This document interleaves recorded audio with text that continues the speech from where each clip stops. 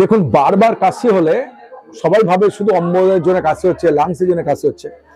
তো অ্যাসিডিটির জন্য, রিফ্লাক্সের জন্য কাশি হয়, সেটা ডেফিনেটলি হয়। কিন্তু মনে রাখবেন, পোস্ট নেজাল ড্রিপ, একটা বাচ্চা যদি কাশছে, মনে রাখবেন নাকের পিছন থেকে সর্দি মাঝে মাঝে নামে, শুয়ে অনেক সময় কাশি হচ্ছে, মানে বুঝতে হবে নাক বন্ধ থাকে, এটা এয়ার ড্রেন, শুকনো নাক থাকার কথা, তার জায়গায় যদি কিছু বন্ধ থাকে তাহলে সেখানে সর্দি জমে, সেই সর্দিগুলো পিছনে গিয়ে ড্রিপ বাই ড্রিপ যায়। বড়দের ক্ষেত্রে সেম, নাক বাঁকা থাকে, নাক বন্ধ থাকে, পলিপ থাকে, সেই পলিপ থেকে সিক্রেশন তৈরি হয় মধুসূদনের ভান্ডারের মতো, কন্টিনিউয়াস টুকটাক টুকটাক করে সর্দি বেরোতে থাকে, সেখান থেকে কিন্তু বারবার করে কি করছে, আর ইনফেকশন ছাড়াও ওখান থেকে পোস্টাল ড্রিপ হচ্ছে, গলায় ইরিটেশন হচ্ছে, কাশি হচ্ছে।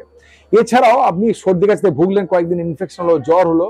তারপরে পোস্ট ইনফেক্টিভ অনেক সময় একটা ল্যারিঙ্গোস্প্যাজম হয়,